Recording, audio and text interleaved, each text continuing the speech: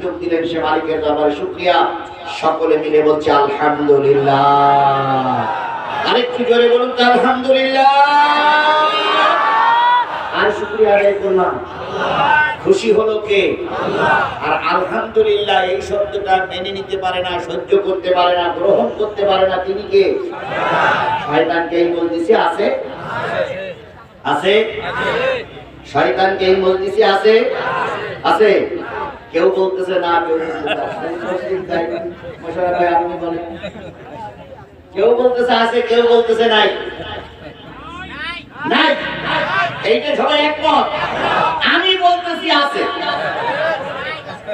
আচ্ছা বলেন তো, মসজিদে কি শয়তান থাকে? এর জায়গা সেই মসজিদ আরো পবিত্র না? তাহলে মসজিদে কি শয়তান থাকে? মসজিদে শয়তান থাকে না তো জুতো চুরি করে,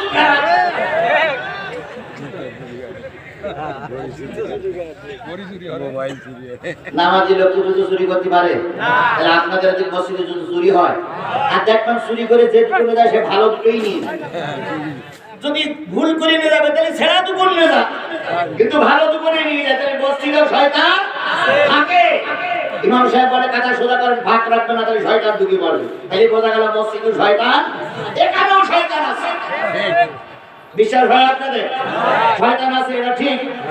আচ্ছা এইবার যারা বলেছেন ঠিক, নিশ্চয় তারা শয়তান দেখেছেন। আমি কোনোদিন দেখিনি। আপনার যদি শয়তান দেখা থাকে হাত উঁচু করে বলেন তো হুজুর মাল পাওয়া গেছে। হাত উঁচু করতে পারবেন? তবে এবার প্রমাণ দেয়। আলহামদুলিল্লাহ বলে খুশি হবে কে? আলহামদুলিল্লাহ মেনে নিতে পারবে না কে? সামনে ডাইনে বামে তাকান, আলহামদুলিল্লাহ বলেন। বলার পরে যদি আপনার সামনের লোকটা যদি মুখ না খোলে, জবান যদি না খোলে, দুই বগলে দুজন হাত উঁচু করে বলেন হুজুর এই সেই মাল, বলা যাবে? তাহলে এবার ডাইনে বামে সামনে দেখা হবে, পিছনে আপনার দেখা লাগবে না, পিছনে আল্লাহ দেখবে, পিছনে লোক পিছনে দেখবে।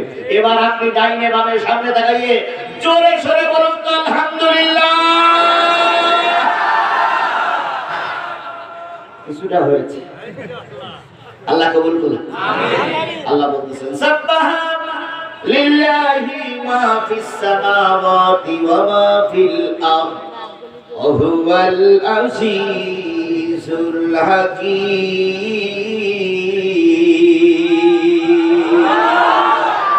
আর কথা আল্লাহ বলেন বান্দা শোনো, আসমানে যা আছে, আসমানের নিচে যা আছে, জমিনে যা আছে, জমিনের তলদেশে যা আছে, সাগরের ভিতরে যা আছে, জঙ্গলে যা আছে, পাহাড়ের পাদদেশে, পাহাড়ের ভিতরে যা আছে, ইচ্ছায় হোক আর অনিচ্ছায় হোক, সকলেই প্রশংসা করে আল্লাহ। কেবলমাত্র শুধুমাত্র একমাত্র মানুষ আল্লাহর প্রশংসা করে না।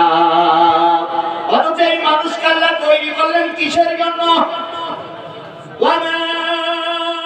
খলাকুল জিন্না ওয়াল ইনস ইল্লা লিয়াবুদুন।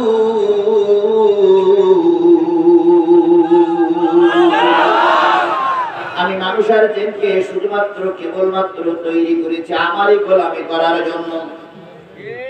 মানুষ আর জিন গোলামি করবে কার? যে মানুষ যেদিন আল্লাহর গোলামি করে, বাকি 18,000 মাখলুকাত ওই মানুষ আর ওই জিনের গোলামি করে চলে। অন্যান্য জীবদেরকে তৈরি করেছে মানুষের জন্য, আর মানুষকে আল্লাহ তৈরি করেছে কার সেজদা করার জন্য, কার গোলামি করার জন্য। অথচ এই মানুষ এখন আর মানুষের কোনে আল্লাহর গোলামি করে না।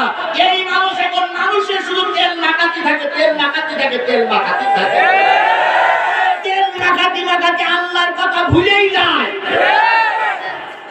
জাতীয় সংসদে 20 মিনিট টাইম পাইছে, স্পিকার বলেছে আপনার 20 মিনিট টাইম।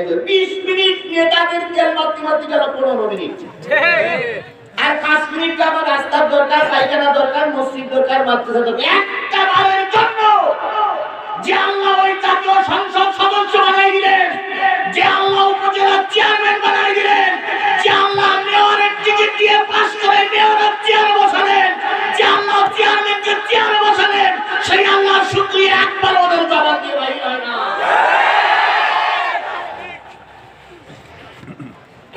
আল্লাহ শুকরিয়া আদায় না করে মানুষের তেল মারে, কিছুদিন পরে ওই মানুষ পাশায় রাতে বিয়ে করে।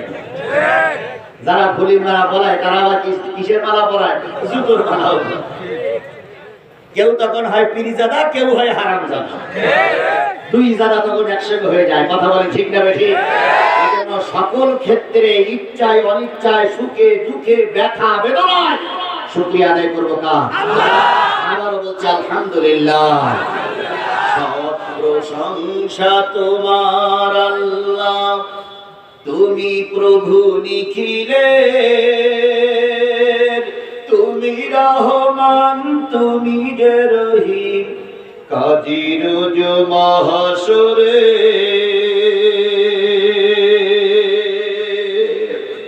সে আল্লাহ দরবারে আবার শুকরিয়া আলহামদুলিল্লাহ। সর্বকালের সর্বশ্রেষ্ঠ মহামানব, যার আদর্শে আদর্শিত হয়ে আমি নিজেকে উম্মত বলে দাবি করতেছি, যার টুপি আমার মাথায় রেখেছি আমি সুন্নত, যার দাড়ি সরু আমি দাড়ি রেখেছি সুন্নাত, যার জুব্বা আমি পরে সুন্নত, সেই নবীর নামে দুরূদ আর সালাম সকলে মিলে বলছি সাল্লাল্লাহু আলাইহি ওয়াসাল্লাম।